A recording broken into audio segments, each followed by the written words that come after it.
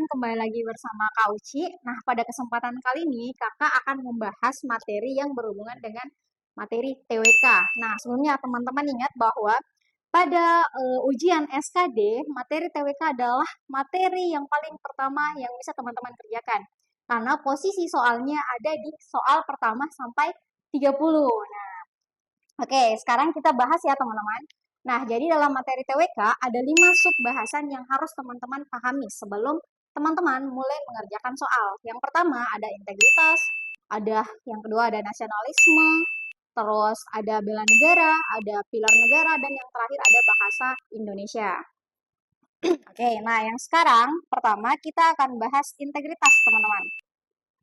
Nah, integritas dapat dipahami sebagai bentuk tindakan dan perbuatan seseorang yang sejalan lurus dengan perkataannya dan sesuai dengan aturan dan norma yang berlaku dalam lingkup masyarakat ya. Oke, selanjutnya nilai integritas dibedakan menjadi 9. Yang pertama ada nilai kejujuran, disiplin, bertanggung jawab, pekerja keras, mandiri, sederhana, peduli, dan adil.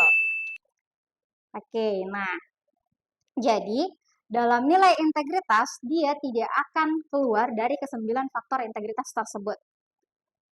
Oke, selanjutnya kita pindah ke tahap atau bagian subtema nasionalisme. Nasionalisme dapat dipahami sebagai konsep yang mementingkan identitas nasional, persatuan, dan kepentingan nasional suatu bangsa atau negara. Nah, di sini identitas bangsa atau negara dapat dibagi menjadi 3. Yang pertama kelengkapan negara, yang kedua budaya, yang ketiga sikap atau perilaku. Nah, yang pertama, kelengkapan negara mencakup bahasa Indonesia, bendera, Pancasila, lambang negara, Bhinneka Tunggal Ika, lagu kebangsaan, Undang-Undang Dasar 1945, dan juga sistem pemerintahan yang berlaku di Indonesia. Terus yang kedua yaitu keberagaman bahasa daerah, tradisi, tarian peninggalan sejarah ya. Terus selanjutnya yang ketiga sikap dan perilaku ya. Sikap dan perilaku adalah ciri khas dari masyarakat Indonesia itu sendiri. Nah, selanjutnya bela negara. Bela negara dapat dipahami sebagai suatu sikap dan perilaku warga negara yang dijiwai oleh kecintaannya kepada negara dan Undang-Undang Dasar 1945 dalam menjamin keberlangsungan hidup bangsa dan negara.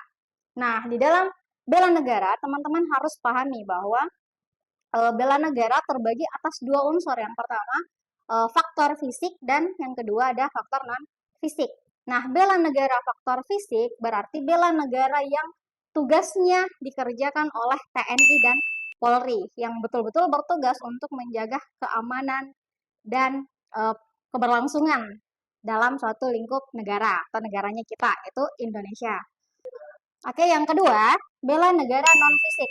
Bela negara non-fisik terbagi atas beberapa bagian. Yang pertama, bela negara non-fisik termasuk ke dalam seorang pelajar yang belajar sungguh-sungguh, terus mengikuti pertandingan terkait itu lingkup nasional maupun internasional, serta yang ketiga adalah bekerja atau seseorang yang bekerja sesuai dengan profesinya.